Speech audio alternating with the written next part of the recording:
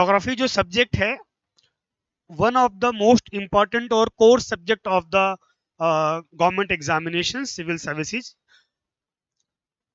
सबसे पहले जब भी ज्योग्राफी की बात आपके मन में आएगी तो without geography you cannot proceed with many other subjects. जो बच्चे इतिहास पढ़ते हैं, if you are going with the history, ancient history किताब जब उठाएंगे आप, so what you found the first chapter is about the geography.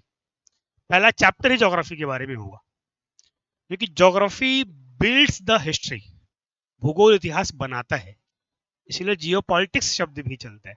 Okay, so we are going to discuss the geography, और ज्योग्राफी के जितने कॉन्सेप्ट्स हैं वो हम कवर करेंगे। पूरे सिलेबस को we are arrange the whole subject in the 3 important sections. 3 प्रमुख सेक्शन हमारे जो आपको दिख रहे हैं। Number 1 the general and physical geography, जिसको भौतिक भूगोल भी कह देते हैं विद्यार्थी। सो in this section we are going to cover all the topics. I am going to discuss the topics. Then second one is the implication of this particular section on Indian geography. तो जो कुछ भी यहाँ पर है वही Indian perspective में हम लोग इस सेक्शन में पढ़ेंगे, इंडियन ज्योग्राफी में। And the third one is world geography और mapping the continents, characteristics of continents, उन सब चीजों को हम कवर करेंगे। सो पूरा सब्जेक्ट जो हमारा है वो इन 3 सेक्शंस में कवर होगा। नाउ यहाँ पर आपको बहुत इंपॉर्टेंट एक कोट दिख रहा है, that geography connects earth, environment, economy, humans. So yes, it's true. अगर ज्योग्राफी पर बहुत अच्छी कमांड आपकी हो जाती है, so you can very well in the environment as well. Geography जो है एनवायरनमेंट को पढ़ने के अंदर बहुत सहायता करता है। The ecology, the biosphere, the biome, ये सब ज्योग्राफी के अंदर हम ऑलरेडी पढ़ चुके होते हैं। ऐसे ही इकोनॉमी, इकोनॉमी का जो पूरा एक सेक्शन है जिसको हम इकोनॉमिक ज्योग्राफी कहते हैं, that is based on the geography. अगर आपको ज्योग्राफी के अंदर एग्रीकल्चर की समझ है, आपको मिनरल्स की समझ है, ट्रांसपोर्ट्स की समझ है, तो ऑब्वियसली बात है इस सब का जो इम्प्लीकेशन हो रहा है, एग्जीक्यूशन हो रहा है, वो इकोनॉमी के अंदर हो रहा है। तो इकोनॉमी का 1/3 हिस्सा आपका समझने में कौन हेल्प करता है? ज्योग्राफी, और अल्टीमेटली ह्यूमंस। क्योंकि ज्योग्राफी डिसाइड करती है कल्चर, ज्योग्राफी डिसाइड करती है ट्रेडिशन, ज्योग्राफी डिसाइड करती है हमारा पहनावा, ज्योग्राफी डिसाइड करती है हमारे कद काठी। तो भाई अगर आपको भूगोल की अच्छी समझ है तो आपको इन सब विषयों पर भी कनेक्ट होता जाएगा। और इसीलिए जब भी हम गवर्नमेंट एग्जाम्स की बात करते हैं, सिविल्स की बात करते हैं, सो इंपॉर्टेंट वहां पर क्या होता है? Integrated approach. We have to going with the integrated approach. समग्र दृष्टिकोण, एक सब्जेक्ट को दूसरे सब्जेक्ट के साथ कैसे कनेक्ट करना है, ये बहुत इंपॉर्टेंट हो जाता है। Okay, so let's begin with the section one by one. First and the foremost is general and physical geography. Obviously बात है, this is the base of the whole geography. तो इसमें ओवरऑल हमको 7 यूनिट्स पढ़नी है। There are total 7 units. Number 1, first one is the general geography. Now एक एक को हम एक्सप्लेन भी करने वाले हैं, ठीक है? तो बेसिक नॉलेज भूगोल के बारे में क्या क्या होगा उसमें टॉपिक्स है मैं बताऊंगा अभी। दूसरा आपको यहाँ पर दिख रहा है जियोमॉर्फोलॉजी। आप लोगों ने मॉर्फ वर्ड एक सुना होगा, मॉर्फ फोटोज भी सुना होगा। तो जियो मीन्स जो हमारा अर्थ है वो कैसे मॉर्फ होता है, क्या क्या चेंजेस उसमें आते हैं, उसकी बात हम यहाँ पर करेंगे जियोमॉर्फोलॉजी के अंदर। देन क्लाइमेटोलॉजी, क्लाइमेट, इसी को कई बार बहुत सारी बुक्स में इन्हीं का डिस्क्रिप्शन इसी के लिए आपको एटमॉस्फेयर लिखा मिल जाता है। जियोमॉर्फोलॉजी के लिए आपको लिथोस्फेयर, यस वो ठीक है, वो इसी का ही भाग है, पर जब हम उसको एज ए टॉपिक पढ़ते हैं तो वहां पर लॉजी या ग्राफी वर्ड आ जाता है। मैं अपनी क्लास में अक्सर कहता हूँ, जहां भी किसी भी टर्म के एंड में लिखा हुआ हो लॉजी या ग्राफी, तो वो उस पर्टिकुलर सब्जेक्ट के स्टडी की बात कर रहा है। Anthropology, sociology, likewise. ओके, तो क्लाइमेटोलॉजी, क्लाइमेट्स और उससे जुड़े टॉपिक्स की बात की जाएगी। देन ओशनोग्राफी, जो हमारा चौथा स्फेयर है इस धरती के ऊपर, जिसको हाइड्रोस्फेयर भी कह दिया जाता है, तो उसमें ओशियन और बाकी वाटर बॉडीज, उनके फीचर्स, उस सब की बात करेंगे। Now the next one is biogeography, जिसको बायोस्फीयर कहा जाता है। तो जहां पर ये सब चीजें हैं, ये चारों सेकंड, थर्ड, फोर्थ है, प्लस में जहां पर लाइफ आ जाएगी, वो लाइफ कोई भी हो सकती है। It can be plantae kingdom, it can be animalia kingdom. वो किसी एनिमल की बात कर सकते हैं, पशु की बात कर सकते हैं, माइक्रो ऑर्गेनिज्म की बात कर सकते हैं. So that is bio geography. The next one is economic geography. जैसे मैंने अभी बताया आपको कि इकोनॉमी का बहुत सारा पोर्शन, चाहे वो एग्रीकल्चर हो, चाहे वो मिनरल हो, चाहे वो इंडस्ट्रीज हो, चाहे वो ट्रेड हो, कम्युनिकेशन हो, कॉमर्स हो, वो सब ज्योग्राफी के बेस पर डिसाइड होता है. तो उसके बेसिक्स हमको यहाँ पर पढ़ने होते हैं, उसको इम्प्लीमेंट करते हैं इकोनॉमी के अंदर. And the last section in this unit is social and cultural geography.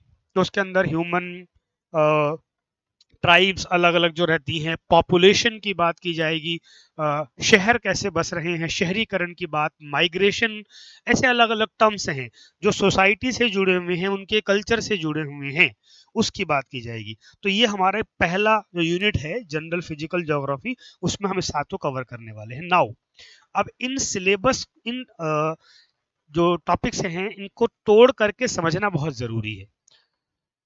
देखिए बच्चों, मैं क्लास में अक्सर कहता हूँ कि जैसे घोड़ा होता है, घोड़ा देखा होगा आप लोगों ने, तो उसके दाएं बाएं यहाँ पर दो फ्लैप उसके आंखों पे लगे होते हैं.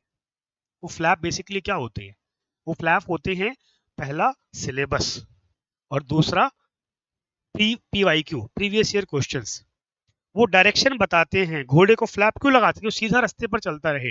यहाँ पर हमारा सिलेबस, जितना हमने अपने सिलेबस को समझ लिया, जितना हम फेमिलियर हो गए उसके साथ, उतना इजी हो जाएगा उस सब्जेक्ट को ग्रास्प करना, उसके सवाल हल करना. और फिर हम PYQ लगाएंगे, उसको प्रैक्टिस करेंगे, तो आपका सिलेबस तैयार हो गया. आपने उस सब्जेक्ट पे कमांड कर ली, कोई समस्या नहीं आने वाली है. ठीक है, तो आगे बढ़ते हैं. अब हम एक एक करके इसको तोड़ करके पढ़ना शुरू करते हैं. इसको बहुत ध्यान से आपने एक एक, ये सब हैंडआउट्स आपको मिलने ही वाले हैं, लेकिन आपको बहुत ध्यान से सुनना है. मैं बहुत बेसिक एक्सप्लेन कर रहा हूँ, अभी हम टॉपिक पढ़ नहीं रहे हैं. ठीक है, मैं आपको धीरे धीरे एक्सप्लेन कर रहा हूँ कि एक्चुअल में पढ़ना क्या है हमको. ठीक है, तो पहले जनरल ज्योग्राफी, जहां पर हम कुछ ऐसे कॉन्सेप्ट हैं जिसके बेस पर ज्योग्राफी खड़ी होती है, उसकी बात करेंगे. जैसे यूनिवर्स, क्योंकि ब्रह्मांड के अंदर बहुत सारी गैलेक्सीज हैं, उसके अंदर बहुत सारे स्टार्स हैं, उसके अंदर एक स्टार है सूरज, उसके चारों तरफ घूमने वाले जो अलग अलग बॉडीज हैं, उसमें से एक बॉडी है अर्थ, जिस पर हम रहते हैं, इसकी स्टडी करेंगे. तो पहले हमारे चारों तरफ क्या है तो पता होना चाहिए. कैसे फॉर्म हुआ यूनिवर्स 13.5 अरब वर्ष पहले, 13.7 बिलियन ईयर्स अगो? कैसे स्टार्स बने, स्टार्स का होता क्या है, मरने के बाद black hole, ETC, in terms को हम यूनिवर्स के अंदर पढ़ेंगे. ठीक है, उनकी ओरिजिन वगैरह.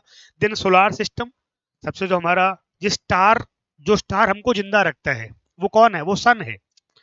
तो और कौन कौन है हमारे अड़ोस पड़ोस में, उसकी हम लोग बात करेंगे. ठीक है, अलग अलग प्लैनेट्स हो गए. देन फिर हम आएंगे अर्थ पर. तो हम अपने बाहर से अपने अंदर की तरफ आ रहे हैं. अर्थ के चारों तरफ क्या है उसकी बात करके फिर हम अर्थ के ऊपर आए. फिर सबसे जो नियरेस्ट बॉडी है अर्थ पर, यूनिवर्स में, अर्थ के पास, वो कौन है? वो मून है. एकदम बगल में है हमारे. और बगल में मतलब ज्यादा नहीं, केवल 3.25 लाख किलोमीटर. यूनिवर्स के अंदर लाख किलोमीटर की दूरी कुछ नहीं होती है. ठीक है, तो सबसे जो पड़ोस में है वो मून है, कि इतना बड़ा हमको दिखता है. एक्चुअल में मून का साइज बहुत छोटा है, उससे बड़ी बड़ी बॉडीज है. जो स्टार्स हमको दिखती है मून से कई हजार गुना बड़े होते हैं, पर हमको छोटे, क्योंकि बहुत दूर है हमसे. हमारे पास कौन है? मून है. तो हम उसकी बात करेंगे, एकमात्र उपग्रह नेचुरल जो हमारा है, सैटेलाइट है. देन फिर हम अर्थ के ऊपर, हम लोगों ने ग्लोब देखा होगा, तो we found some lines on the globe, उसको हम लैटिट्यूड और लॉन्गिट्यूड कहते हैं. तो वो क्या है, उनकी इंपॉर्टेंस क्या है, उसकी बात की जाएगी. उसी में फिर हम और आगे बढ़ेंगे, तो उसमें आएगा अर्थ के मोशंस.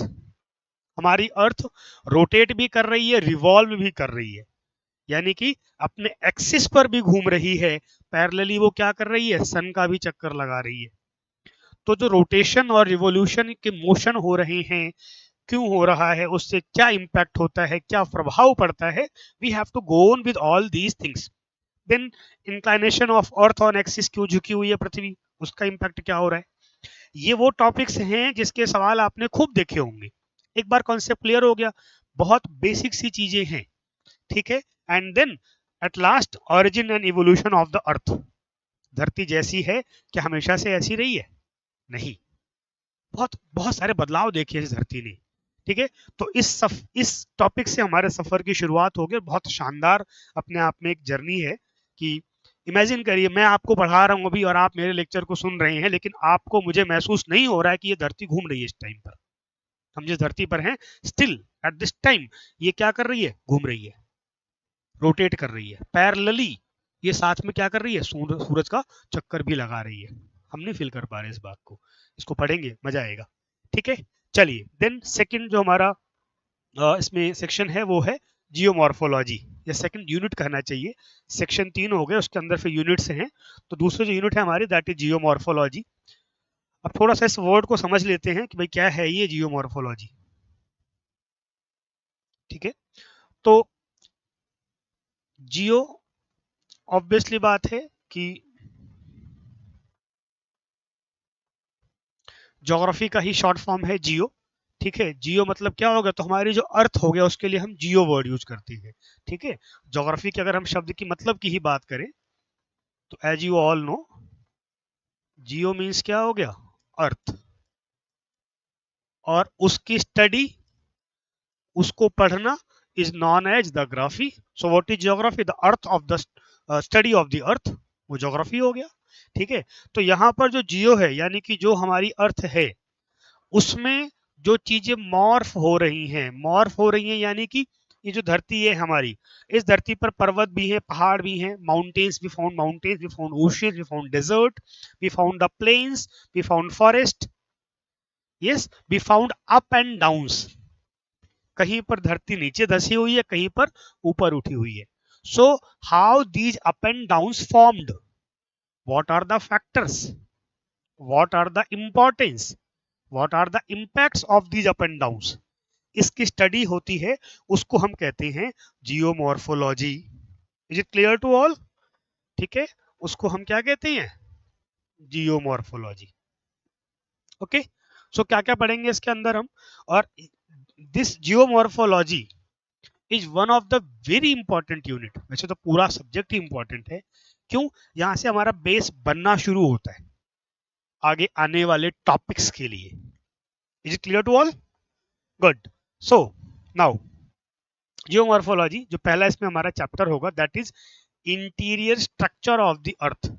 हम सबको पता है कि भाई हम जो धरती है, जो ग्लोब है, हम इसके आउटर सरफेस पर रहते हैं, इसकी बाहरी सतह पर रहते हैं। तो उसके अंदर क्या है,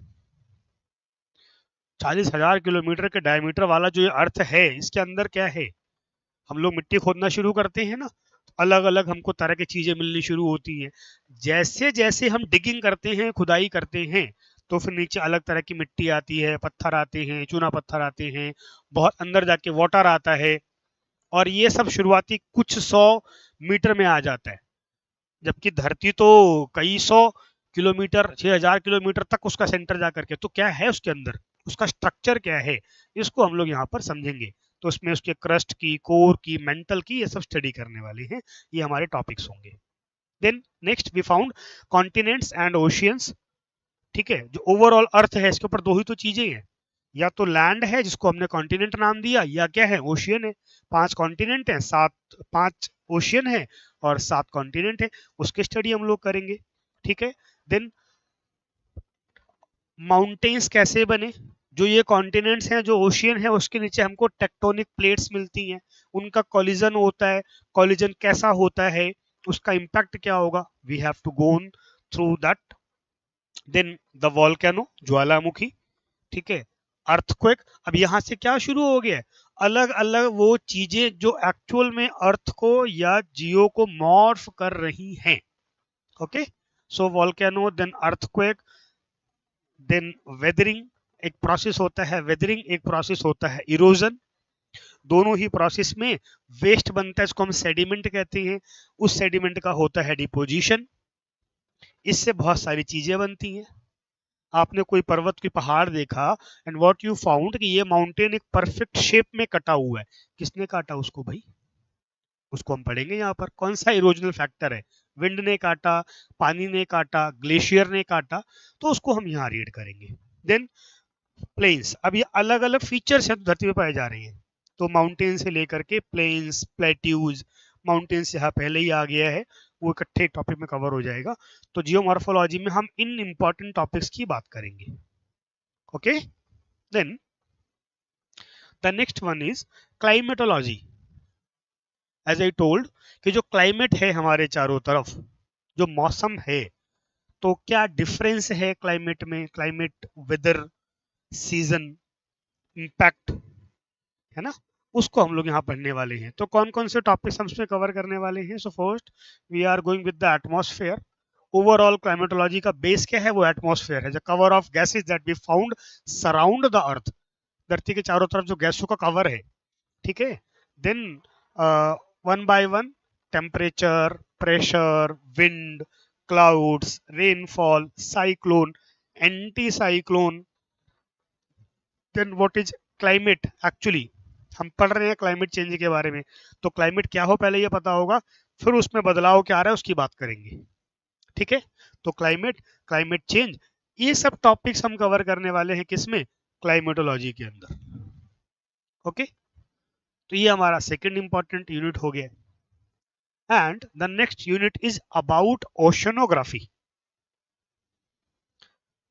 एज आई टोल्ड कि जो हमारा धरती है, अर्थ है, तो दो तरह के इंपॉर्टेंट हमने उसको फीचर्स देखे हमने, वन इज कॉन्टिनेंट और we can say land, and second is the oceans. आप लोगों ने सुना होगा कि जितना फॉरेस्ट लैंड के ऊपर है, जितनी पॉपुलेशन, अगर हम नंबर ऑफ इंडिविजुअल्स की बात करें, जितनी पॉपुलेशन लैंड पर है उससे ज्यादा पॉपुलेशन कहां पर है? उससे ज्यादा पॉपुलेशन हमको कहां मिलेगी? ओशियंस में। धरती का सबसे ज्यादा हिस्सा कौन कवर करता है? ओशियंस कवर कर रही है। तो क्या है बॉटम ऑफ द ओशियन के अंदर? आप किसी बड़े ओशियन में एंटर कर जाएं, आप चलते रहिए, कई कई दिन तक खत्म ही नहीं होता, आप बड़े जहाज से चले जा रहे हैं, चले जा रहे हैं। तो क्या है ये ओशियंस के अंदर, उसको हम लोग पढ़ेंगे। तो क्या क्या टॉपिक्स है? एक, ओशन वाटर डिस्ट्रीब्यूशन, कैसे वाटर शिफ्ट होता है, अरबियन सी या इंडियन ओशन का वाटर कैसे पहुंच जाता है अटलांटिक में, क्या अटलांटिक का वाटर पैसिफिक में जाता है? यस, कैसे, ठीक है। देन टेम्परेचर ओशन वाटर का, पहले हमने वाटर की बात की, उसके टेम्परेचर की बात की, फिर हम उसके सैलिनिटी की बात करेंगे, फिर हम ओशन करंट्स की बात करेंगे, क्योंकि अल्टीमेटली ये पानी जो ट्रांसफर हो रहा है वो किसके थ्रू हो रहा है? ओशन करंट के थ्रू हो रहा है। आप लोगों ने सुना होगा, मैं क्लास में कहता भी हूँ, इस धरती पर पानी का ना तो एक बूंद एक्स्ट्रा बनती है, ना एक भी बूंद कम होती है। So what happens? Water change it's form, रूप बदलता रहता है वो।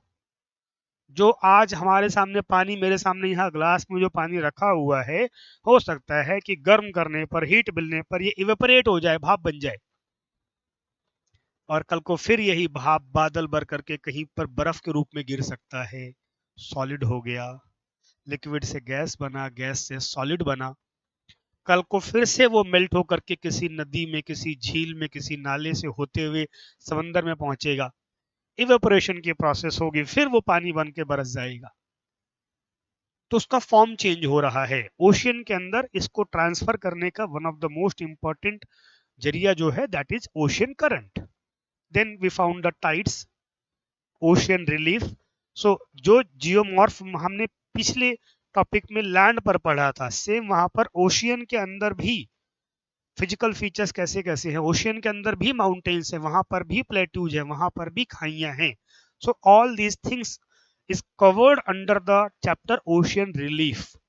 Then ocean deposits, as you all know that the large portion of the oil and various minerals are found out in the oceans. One of the biggest refinery and oil reserve of India is Mumbai High, that is in Arabian Sea.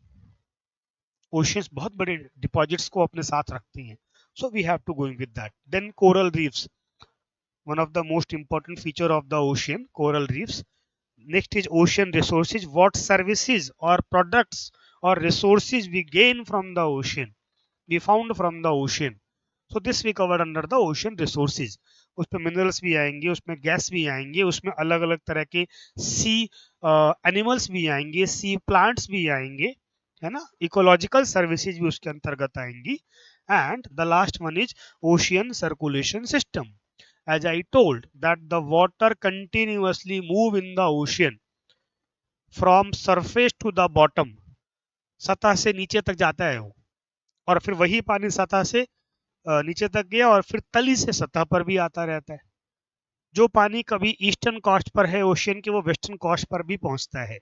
जो पानी Indian ocean में है वो Atlantic में ही पहुंचता है। तो कैसे ये होता है circulation, we have to go on with that particular topic. Now अगला है बायोजियोग्राफी। ये बहुत इंटरेस्टिंग टॉपिक है अपने आप में, सारे इंटरेस्टिंग है एज आई टोल्ड। क्यों? तो भैया आप लोगों ने सुना होगा that there are few spheres that be found on the earth. What are these? अभी जो डिस्कस हुआ है ना? So we found the air, we found the water, we found the land.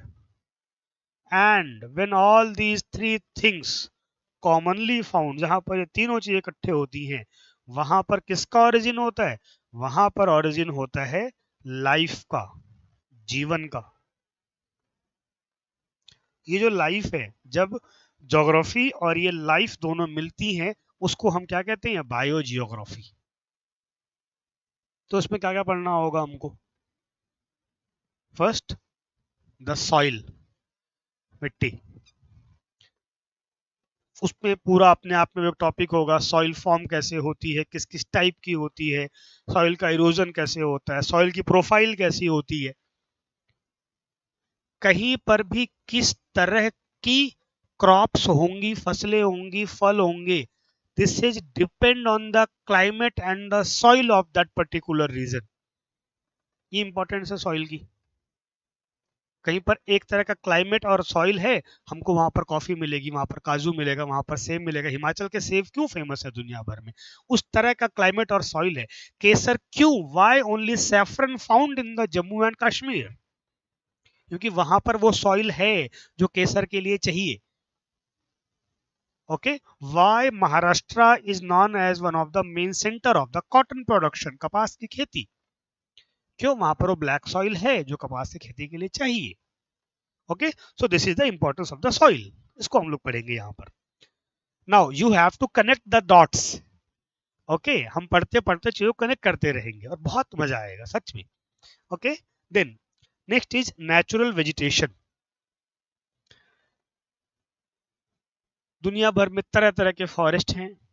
एक एक टाइप के फॉरेस्ट के अंदर हजारों तरह के पेड़ हैं, in the numbers of crores.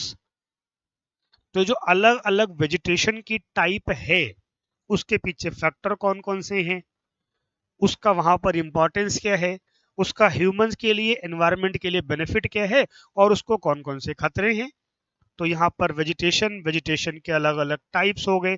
फिर फॉरेस्ट, बहुत सारे तरह के फॉरेस्ट हैं, उसी का एक पार्ट ग्रासलैंड भी हो गया है। ठीक है, इस सबको हम लोग पढ़ेंगे। आप लोगों ने बहुत बार सुना होगा evergreen forest, deciduous forest, thorn forest. तो क्या है इनके features? Okay, and then natural ecosystem. दो ecosystem is covered under the environment and ecology. Even in the 12th class chapter biology, you found a proper chapter on the ecosystem. So this ecosystem is connect with biogeography. ठीक है, ये आप biology के अंदर भी देखेंगे, ये आप एनवायरमेंट इकोलॉजी के अंदर भी देखेंगे। Then the next is economic geography. As you can see here the word economic, obviously वो चीजें जो इकोनॉमी से जुड़ी हुई हैं, लेकिन ज्योग्राफी उनको डिसाइड करती है, तो उसको हम कहते हैं economic geography. What we have to cover under this? So one of the very important thing, हालांकि ये अगले टॉपिक में भी आएगा क्या, so this is the agriculture. सबसे इंपॉर्टेंट टॉपिक इसमें क्या हो गया? एग्रीकल्चर। ठीक है, then trade and commerce, communication. Communication means अलग अलग तरह के मोड जिसके थ्रू हम कम्युनिकेट करते हैं। It can be telephone, it can be internet, it can be any other source. Okay, then transport, then industries, energy resources. ये सब चीजें आपस में बहुत ही मजबूत तरीके से जुड़ी हुई हैं। कहीं पर एग्रीकल्चर हो रहा है, वो एग्रीकल्चर किस तरह का होगा, उसका बेनिफिट किसानों को तब होगा जब उसमें टेक्नोलॉजी जुड़ी हुई है, उसमें इंफ्रास्ट्रक्चर जुड़ा हुआ है। एक कोई बिहार में किसान है, वो बहुत अच्छी लीची उगा रहा है, अगर वो अच्छी लीची उगा रहा है, जब तक वो लीची मार्केट में नहीं पहुंचेगी, his whole labour is totally useless. वो ठीक तरीके से मार्केट में पहुंचे, उसके लिए क्या चाहिए होगा, उसको इंफ्रास्ट्रक्चर चाहिए होगा, रोड्स होनी चाहिए जो गांव के या जो खेत से सामान को पहुंचा सके, कहां पर, मार्केट में। फिर मार्केट में रेगुलेशन होना चाहिए, मार्केट दैट मीन्स मंडी। फिर हमको ट्रांसपोर्ट चाहिए होगा जो इनको क्या कर सके, इनको सप्लाई कर सके।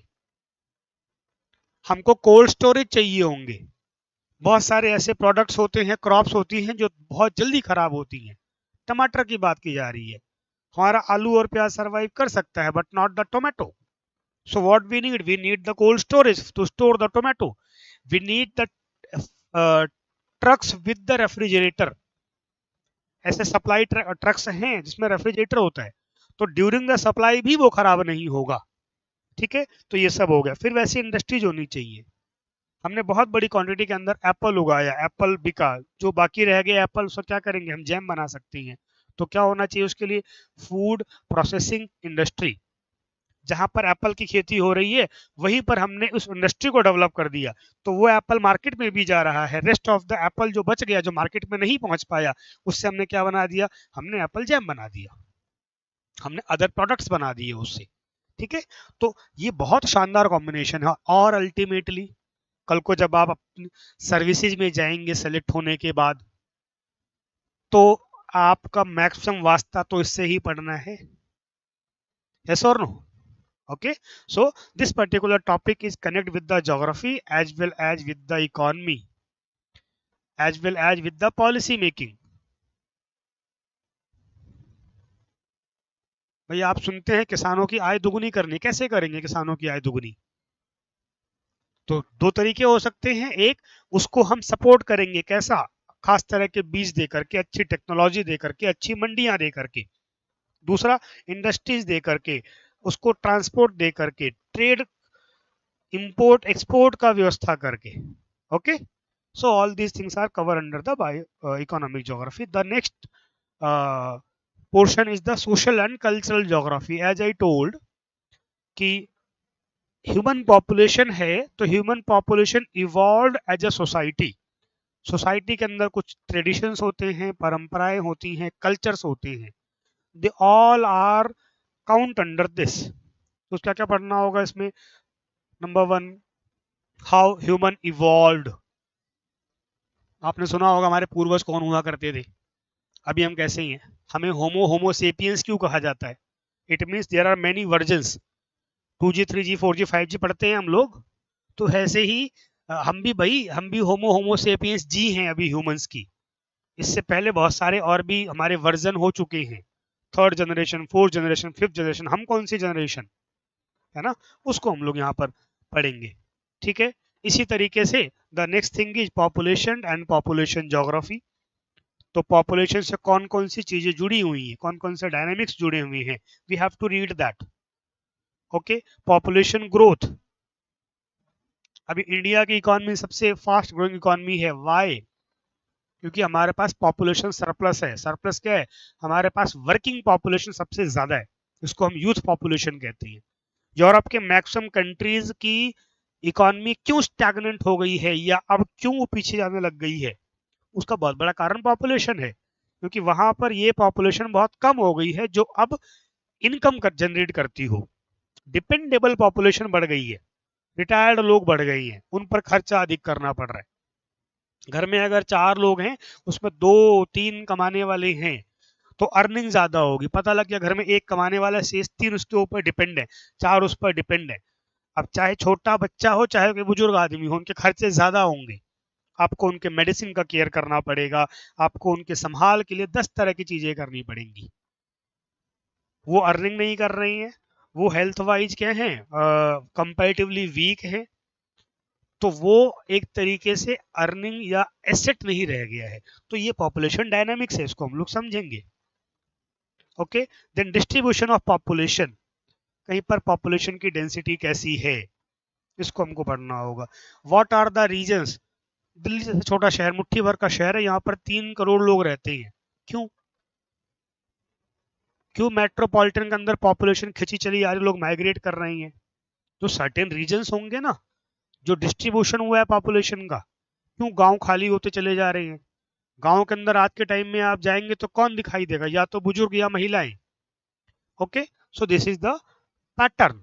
And the last one is settlement, habitat, आवास। Then the second thing is, और द सेकंड यूनिट जो मैंने अब तक आपको बताया, अब हमको उसको क्या करना है? इम्प्लीमेंट करना है इंडिया में। वो हमने जनरल कॉन्सेप्ट पढ़ा, now we have to implement that thing on India. So this is known as the Indian geography. Okay, तो सबसे पहले जो दो इंपॉर्टेंट इसके अंदर चैप्टर्स होंगे, नंबर 1 फिजियोग्राफिक फ्रेमवर्क, यानी कि इंडिया का ओवरऑल फिजियोग्राफी कैसी है, कहाँ पर माउंटेन्स हैं, कहाँ पर प्लेन्स हैं, कहाँ पर डेजर्ट्स हैं, ठीक है, इस सब को हम लोग पढ़ेंगे। As you can see here, geological structure, physiographic division, जो 5 डिवीजन्स होते हैं कौन कौन से, तो Himalayan mountains, northern plains, peninsular plateau, desert, coastal, and the last one is islands. Then the second thing is the river system of India, which is also known as the drainage of India, the drainage system of India। कौन कौन से तरह की reverse हमारे यहाँ पाई जाती हैं? Okay, तो इसमें one of the most important, जो सबसे इम्पॉर्टेंट है पहला, वो कौन सा है? That is Himalayan drainage system. इसके अंतर्गत, under this topic there are 3, one is Indus river, second is Ganga, and third is Brahmaputra. Then we have to going with the peninsular drainage system, जो हमारा peninsular India है। Now what is the peninsula? As you all know, any land mass that is covered or surrounded by the water from 3 sides is known as peninsula। 3 तरफ से पानी। तो आप जो southern India देखेंगे उसमें क्या पाएंगे? यहाँ पर इंडियन ओशियन है, इधर भी इंडियन ओशन का ही एक पार्ट अरेबियन सी, या जिसको सिंधु सागर भी कहते हैं, and here we found Bay of Bengal. तो जो पेनिनसुलर ड्रेनेज सिस्टम है, पेनिनसुलर इंडिया में बहने वाली नदियां जो हैं, प्रायद्वीप में बहने वाली नदियां हैं, उसकी हम बात करेंगे। तो 2 तरह की नदियां यहाँ पर हैं। कौन कौन से तरह की नदियां हैं? So we found one, the rivers flowing towards the west और towards the Arabian sea. Second one is rivers flowing towards the bay of Bengal और ईस्ट फ्लोइंग रिवर्स। तो ये हमारे 2 टॉपिक हो गए। Okay, third chapter in the Indian geography जो हमको पढ़ना होगा वो क्या होगा? Climate of India. As I told कि ये एग्जीक्यूशन है जो हमने पहले पढ़ा हुआ था। तो पहले हमने क्लाइमेटोलॉजी पढ़ा था, ओवरऑल क्लाइमेट क्या होता है, फैक्टर्स क्या है। अब हम उसको इंडियन रेफरेंस में पढ़ेंगे कि इंडियन क्लाइमेट कैसा है, कौन कौन उसको इफेक्ट करते हैं। मॉनसून जो हम लोग सुनते हैं वो क्या है, कैसे एक मॉनसून काम करता है। अक्सर खबरें सुनते हैं कि इस साल बारिश कम होगी या इस साल बारिश ज्यादा होगी। तो अल नीनो और ला नीना करके 2 कॉन्सेप्ट हैं जो इन चीजों को इफेक्ट करती हैं। वो क्या है उसको हमको समझना होगा। Then seasonal rhythmic of climate, यानी कि लंबे टाइम तक क्लाइमेट को स्टडी करते हुए हमने उसको लेकर के अपनी एक समझ डेवलप कर ली है। वो समझ क्या है? कैसे हम प्री अज्यूम कर लेते हैं चीजों को कि भाई इस साल बारिश कम होने वाली है, ज्यादा होने वाली है। तो उस पर्टिकुलर चीज को यहाँ पर हम लोग पढ़ेंगे। एंड देन इस सब का क्लाइमेट और मॉनसून का ही इम्पैक्ट होता है। क्लाइमेट और मॉनसून, मॉनसून अगर बहुत अच्छा आएगा तो क्या होगा? खूब बारिश होगी। उसको मैनेज हमने नहीं किया तो क्या होगा? फ्लड आ जाएगा, बाढ़ आ जाएगी। बारिश कम हुई है तो भी चैलेंज हो गया। अगर हमने तब भी वाटर को मैनेज नहीं किया तो क्या आ गया? ड्रॉट आ गया, सूखा आ गया। तो ये दोनों चीजें क्या हैं? in future when you are going in the when you entered in the services, so one of the most important challenge वो क्या है? भाई सबको आप साफ पानी पिला सके, किसानों को सिंचाई के लिए पानी अवेलेबल करवा सके। ये भी एक इंपॉर्टेंट काम होगा आपके सर्विसेज का। So we have to read that. The next is soils and vegetation. Indian geography के हम चैप्टर्स की बात कर रहे हैं, तो अगला इंपॉर्टेंट टॉपिक होगा सॉइल वेजिटेशन का। पीछे भी हमने किया था ये वर्ल्ड के रेफरेंस में, नेचुरल वेजिटेशन किया था हमने। यहाँ पर हम इंडिया के रेफरेंस से बात कर रहे हैं कि इंडिया में किस किस तरह की सॉइल्स पाई जाती हैं। क्या सॉइल्स को भी खतरा है? जैसे हम क्लाइमेट चेंज के बारे में पढ़ते हैं, हम वाटर पॉल्यूशन पढ़ते हैं, एयर पॉल्यूशन पढ़ते हैं, सेम उसी तरीके से सॉइल डिग्रेडेशन भी हो रहा है, इसीलिए we use the word soil erosion and soil conservation. Soil तुरंत नहीं बनती, एक प्रॉपर सॉइल प्रोफाइल डेवलप होने में अराउंड 400 ईयर्स लगते हैं, 400 साल लगते हैं, और हमने एक फावड़ा मारा and the whole thing is vanished. Okay, so उसको भी कंजर्व करना पड़ेगा। Then natural vegetation that is found in the India, कैसे उनका डिस्ट्रीब्यूशन कैसा है, कहाँ कहाँ पर ये पाए जाते हैं। उसी के अंदर एक स्पेशल तरह का फॉरेस्ट होता है जिसको मैंग्रोव फॉरेस्ट कहते हैं, जो नॉर्मली डेल्टा रीजन में, एस्चुरी रीजन में, कोस्टल रीजन के अंदर पाया जाता है, वेटलैंड्स के अंदर पाया जाता है, उसका अपना इकोसिस्टम होता है। और इसी का जो नेक्स्ट टॉपिक आ जाता है वो हो जाता है कंजर्वेशन और प्रोटेक्शन ऑफ द फॉरेस्ट, जो हम पढ़ते हैं एनवायरनमेंट के अंदर बाद में, natural national parks, wild life sanctuaries and various other things. Okay, so this is the chapters of the Indian geography, इसको हम लोगों ने यहाँ पे पढ़ा। फिर जो इंडियन ज्योग्राफी में जो पहला फिजिकल पोर्शन हो गया, उसके बाद जो दूसरा पोर्शन है that is Indian human geography. तो क्या क्या है इसमें, तो ऑब्वियसली बात है नंबर 1 द पॉपुलेशन, भाई दुनिया के अब हम सबसे ज्यादा आबादी वाले देश हो गए, तो पॉपुलेशन अपने आप में चैलेंज भी है, अपॉर्चुनिटी भी है, और नहीं मैनेज किया तो डेंजर भी हो जाता है। ओके, तो उसको हम लोग यहाँ पर अलग अलग चीजें हैं, distribution, growth trend, demography transition, census, sex ratio, age composition, literacy rate, human capital जिसको ह्यूमन रिसोर्स कह देते हैं, पॉपुलेशन सब जगह है, वो ह्यूमन रिसोर्स कब बनेगा, क्या कारण है कि गवर्नमेंट स्किल्स के पीछे पड़ी हुई है, यूनिवर्सिटीज बनाई जा रही है स्किल्स के लिए, है ना, तो कुछ तो फैक्टर होगा। एंड हेल्थ इंडिकेटर्स, पॉपुलेशन में अगर इस इन सब चीजों की समझ है, इसको लेकर के पॉलिसी मेकर्स अवेयर हैं, उसको लेकर के पॉलिसीज बना रहे हैं, अपनी पॉपुलेशन को अवेयर कर पा रही हैं, तो इकोनॉमी के अंदर बहुत बड़ा खर्चा जो मेडिकल एक्सपेंस के रूप में होता है वो बच सकता है। अगर हमने पीएचसी, प्राइमरी हेल्थ सेंटर्स, प्राथमिक स्वास्थ्य केंद्र अच्छी क्वांटिटी में स्टैब्लिश कर लिए, तो आम जनता को बड़ी बीमारी होने से पहले ही क्योर किया जा सकता है, अगर बेसिक अवेयरनेस हम लोगों ने दे ली। इसीलिए गवर्नमेंट्स क्या करती हैं, आपने देखा होगा वेरियस बॉडीज, डेंगू का सीजन आएगा तो क्या करेंगे, डेंगू अवेयरनेस पोस्टर्स लगाना शुरू कर देते हैं, क्योंकि उस पोस्टर पर जो खर्चा हो रहा है वो उससे बहुत कम है, जब आदमी को डेंगू हो जाएगा उसके बाद जो खर्चा होगा, उसके लिए बेड्स चाहिए, मेडिसिन चाहिए, और टूल्स चाहिए, इलाज करने वाले डॉक्टर चाहिए, नर्सिस चाहिए, ये सब बच सकता है कैसे, केवल अवेयरनेस से, कि भाई डेंगू हो ही ना, इस पे काम करो। ओके, तो ये सब चीजें हम इसके अंदर पढ़ेंगे। Then the next thing is settlement geography, या इसको हम हैबिटेट भी कह सकते हैं, जो हमने वर्ल्ड में हैबिटेट पढ़ा था वहां पर इसको हमने सेटलमेंट ज्योग्राफी नाम दे दिया है, कि क्या कारण है कि पॉपुलेशन कुछ रूरल में रहती है, कुछ टायर 2, टायर 3, टायर 1 सिटीज हैं, मेट्रोपॉलिटन्स हैं, और चेन्नई, मुंबई, हैदराबाद, बेंगलुरु, दिल्ली, पुणे जैसे कुछ सेंटर्स भी डेवलप हो गए हैं, तो कुछ तो फैक्टर्स होगा, इन फैक्टर्स को हम लोग पढ़ेंगे। फिर अर्बनाइजेशन, स्मार्ट सिटी मिशन हम लोगों ने सुना, गवर्नमेंट ने प्रॉपर स्मार्ट सिटी मिशन चलाया, प्रोजेक्ट लॉन्च किया, हजारों करोड़ का बजट दिया, क्यों, सस्टेनेबल सिटीज की बात आनी शुरू हो गई है, क्यों। ओके, तो वो सब हमारा यहाँ पर कवर होगा कि कैसे कैसे हमारे देश में शहर बढ़ रहे हैं, और वो एक प्रॉपर फॉर्म में बढ़े। उसमें फिर एक टॉपिक आता है अर्बन एंग्लोमेरेशंस या कॉन्ग्लोमेरेशंस, भी एक वर्ड सुना होगा आप लोगों ने। दिल्ली डेवलप हुआ, दिल्ली पर बहुत प्रेशर आया, तो दिल्ली के अड़ोस पड़ोस में नोएडा डेवलप कर दिया गया, गुड़गांव डेवलप कर दिया गया, सोनीपत डेवलप कर दिया गया।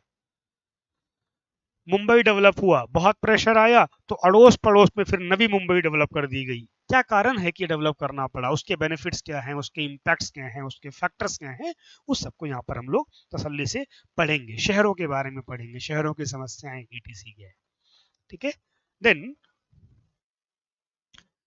The next thing is economic geography, Indian economic, हमने कहा ना जैसे वहां पढ़ा है वैसे यहाँ पढ़ रहे हैं इंडिया के रेफरेंस में, तो यहाँ पर भी लैंड और रिसोर्सेज, कैसे कैसे जमीनें हमारे पास कैसे कैसे खराब हो रही है, उसको मैनेज कैसे करना है, क्योंकि जैसे जैसे पॉपुलेशन बढ़ रही है तो लैंड पूल कम होता जा रहा है, हमारे पास जगह ही नहीं बच रही है, ठीक है, तो जो लैंड है उसको ही मैनेज करना पड़ेगा, देन मिनरल रिसोर्सेज, अलग अलग तरह के जो मिनरल्स होते हैं, चाहे वो मेटालिक मिनरल्स हो, नॉन मेटालिक मिनरल्स हो, उसकी क्या इंपॉर्टेंस है इंडस्ट्रीज में, हमारे पास कौन कौन से मिनरल्स अवेलेबल हैं, इस सब की बात की जाएगी। आजकल आप लोगों ने सुना होगा कि जिनके पास रेयर अर्थ एलिमेंट्स या रेयर मिनरल्स हैं, रेयर मिनरल्स यानी कि जो ओवरऑल अर्थ पर बहुत कम क्वांटिटी के अंदर अवेलेबल है, लेकिन जिनकी इंपॉर्टेंस बहुत ज्यादा है, जो डिफेंस सेक्टर में, एविएशन सेक्टर में चिप्स बनाने के लिए चाहिए, जो चिप्स हमारे मोबाइल में, रिमोट में, किसी भी चीज जो भी वायरलेस चल रही है उसके अंदर कोई ना कोई चिप होती है। ओके, तो उसके लिए जो एलिमेंट चाहिए अगर वो हमारे पास है ही नहीं तो हम कैसे काम चलाएंगे। गाड़ियां बनी फैक्ट्री के अंदर खड़ी हुई है, चूंकि चिप नहीं है उसके अंदर तो सेंसर्स काम नहीं करेंगे, उसके ऑटोमेटिक लॉक काम नहीं करेगा उसका। उसके लिए rare earth elements, rare minerals चाहिए होते हैं, वो सब यहाँ पे थोड़ा थोड़ा कवर होगा, कुछ दुनिया में, कुछ इंडिया के रेफरेंस में। ओके, देन एनर्जी रिसोर्सेज, क्योंकि अल्टीमेटली सारी पॉपुलेशन को, सारी इंडस्ट्रीज को, शहरों को, गांवों को रन करने के लिए क्या चाहिए हमको, एनर्जी, फ्यूल। लाख गाड़ियां खड़ी हुई हैं, अगर उनको चलाने के लिए हमारे पास एनर्जी नहीं है, घरों को रन करने के लिए, फैक्ट्री के लिए एनर्जी नहीं है, सब बेकार है। तो एनर्जी के कौन कौन से रिसोर्सेज हैं, उसका मैनेजमेंट कैसे करना है, कौन कौन से एनर्जी के सोर्स होते हैं, conventional, renew energy, coal, petrol, natural gas, hydro power, nuclear power, और जो तरह तरह की बननी शुरू हो गई हैं, विंड पावर, सोलर, ईटीसी। तो इस सबको हमको यहाँ पर पढ़ना होगा। ओके, एनर्जी की इंपॉर्टेंस आप समझ लीजिए, वेनेजुएला पर अटैक हो गया भाई, ठीक है, तो ये इंपॉर्टेंस है। चलिए, देन एग्रीकल्चरल ज्योग्राफी जो इंडिया का है, तो उसमें फिर कैसे कैसे, क्योंकि आप लोग सुनते थे एक समय तक कि इंडिया कृषि प्रधान, एग्रीकल्चर बेस्ड कंट्री है, हालांकि बहुत बड़ा झूठ है, इंडिया कभी कृषि प्रधान देश नहीं रहा। 18th सेंचुरी तक India was a country with agriculture as well as industries, लेकिन after the British colonialism India को एग्रीकल्चर बेस्ड कंट्री बना दिया गया, जिसका नुकसान अब तक भोग रहे हैं हम लोग। ओके, तो एग्रीकल्चर सिस्टम्स कौन कौन से हैं, क्रॉपिंग पैटर्न्स कौन सा है, सीजन्स कौन सा है, इंपॉर्टेंट क्रॉप्स कौन सी है, उस सब की बात की जाएगी। फिर रिफॉर्म्स की बात एग्रीकल्चर में, हमने ग्रीन रिवोल्यूशन ईटीसी देखा है, और कौन कौन सी ऐसे पॉलिसीज हैं जिस पर गवर्नमेंट काम कर रही है। ई नैम, ई मंडी के बारे में सुना होगा आप लोगों ने, सॉइल टेस्टिंग के बारे में सुना होगा आप लोगों ने, ड्रोन से जगहों, जो कई जगहों पर क्या हो रहा है कि खेत में खाद डाली जा रही है, ये सब चीजें क्या हैं, है ना, इसकी हम लोग बात करेंगे यहाँ पर। देन और एक्टिविटीज जो एग्रीकल्चर से जुड़ी हुई हैं, जिनको हम एग्रीकल्चरल अलाइड एक्टिविटीज कहते हैं, यानी कि जो लाइक वाइज एग्रीकल्चर हैं, जो प्राइमरी सेक्टर में ही आती हैं, जैसे पशुपालन, एनिमल हस्बेंड्री, डेयरी का काम करना, फिशिंग, फिशरीज जिसको हम लोग कहते हैं। Okay, then the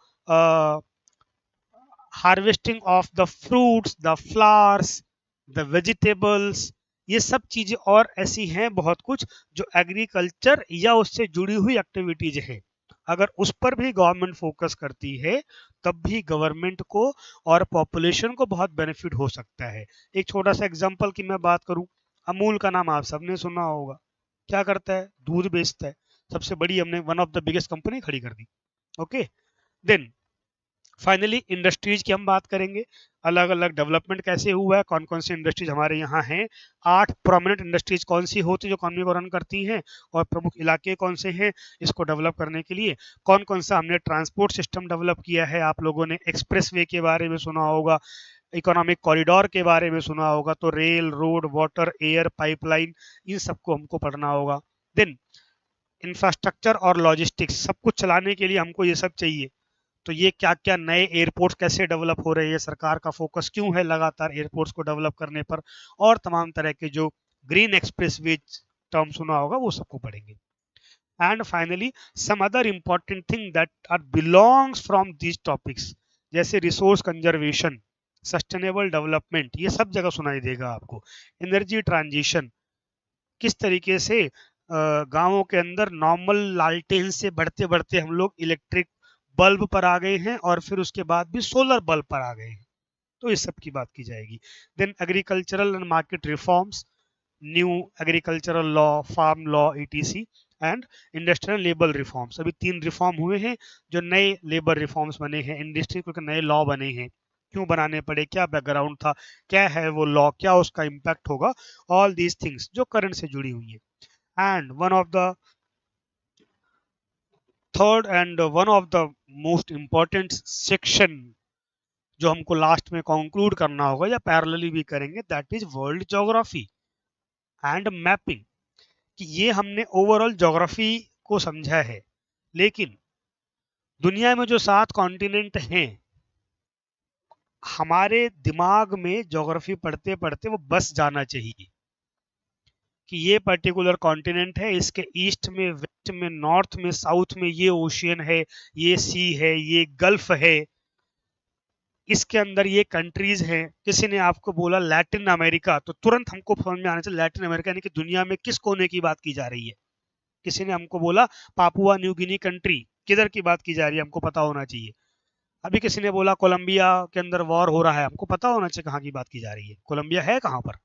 okay, so all these things are covered under the world geography and mapping. तो 7 कॉन्टिनेंट हम पढ़ेंगे, उनके अड़ोस पड़ोस में क्या है, उन कॉन्टिनेंट पे important mountains, important lakes, various other things, वो सब कुछ इसमें कवर किया जाएगा। Okay, so this is the whole syllabus that I am just discuss with you. इसको हम बहुत अच्छे से कवर करने वाले हैं इस पूरे सब्जेक्ट के दौरान। नाउ